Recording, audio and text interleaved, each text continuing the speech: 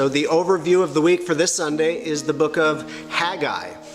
Haggai, whose name means festive, wrote in the 6th century BC after the Babylonian captivity, several years after the return of the Jews to the land of Judah. So the focus of his prophecy is rebuilding the temple. In chapter 1, he writes this: "Thus speaks the Lord of hosts, saying, this people says, the time has not come, the time that the Lord's house should be built. Then the word of the Lord came by Haggai the prophet, saying, is it time for you yourselves to dwell in your paneled houses, and this temple to lie in ruins?" So Haggai is delivering God's message, commanding the Jews to rebuild the temple. He claimed that if the temple was not built, there would be poverty, famine, and drought affecting the Jewish nation. Now, this is one of the shortest books in the Bible, just 2 chapters. It's the second shortest book in the Old Testament next to Obadiah.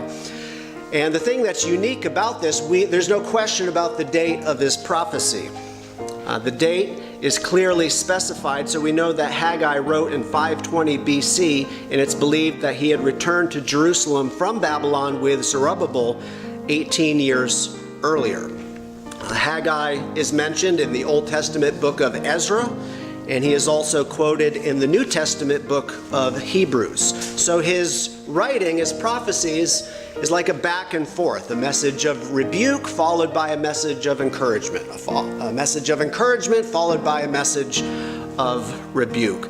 But the most significant of all his statements comes in chapter 2, verse 7, where most commentators believe that he is speaking about the coming Messiah, and he calls the Christ the desire of all nations. So I'll close with verses 6 and 7 of chapter 2.